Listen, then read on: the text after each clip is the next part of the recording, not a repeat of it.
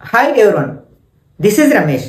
అర్థమెటిక్లో భాగంగా profit and loss అనే కాన్సెప్ట్ని బేస్ చేసుకుని ప్రీవియస్ కాంపిటేటివ్ ఎగ్జామ్లో అడిగిన క్వశ్చన్ని సింపుల్గా ఎలా ఆన్సర్ చేయొచ్చు అనేది ఈ వీడియోలో డిస్కస్ చేద్దాం. ఒక వ్యాపారి ఒక వస్తువును 3200కు 20% నష్టంతో అమ్ముతాడు. వ్యాపారి 20% లాభపడాలి అంటే ఆ వస్తువు అమ్మకపు ధర ఎంత? ఫర్ ఎగ్జాంపుల్, ఆ వస్తువు యొక్క కాస్ట్ ప్రైస్ అంటే కొన్న వేల 100 రూపీస్ అనుకోండి. అప్పుడు సెల్లింగ్ ప్రైస్ ఎంత అవుతుంది? ఇక్కడ 20% లాస్తో అమ్మడం జరిగింది అంటే మనకి 80 రూపీస్కే అమ్ముతాడు అనమాట. అంటే 80% అవుతుంది. దీని వాల్యూ ఇచ్చాడు అంటే 80% వాల్యూ ఎంత అంటే 3200 రూపీస్ అన్నమాట. ఒకవేళ అతనికి 25% రావాలి, లాభం రావాలి అంటే అతను ఎంతకు అమ్మాలి?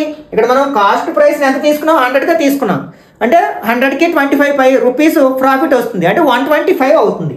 అంటే అప్పుడు సెల్లింగ్ ప్రైస్ ఎంత అవ్వాలి?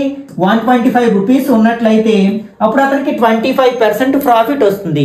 అంటే మనం 125% వాల్యూ ఫైండ్ అవుట్ చేయాలి. ఇక్కడ మనకి 80% వాల్యూ తెలుసు. దీని నుంచి మనకి 125% వాల్యూ ఎంత అవుతుంది? 3200/80 ఇంటూ 125. దీన్ని సింప్లిఫై చేస్తే మనకు కావాల్సిన ఆన్సర్ వచ్చేస్తుంది. 0 0 గెట్స్ క్యాన్సిల్.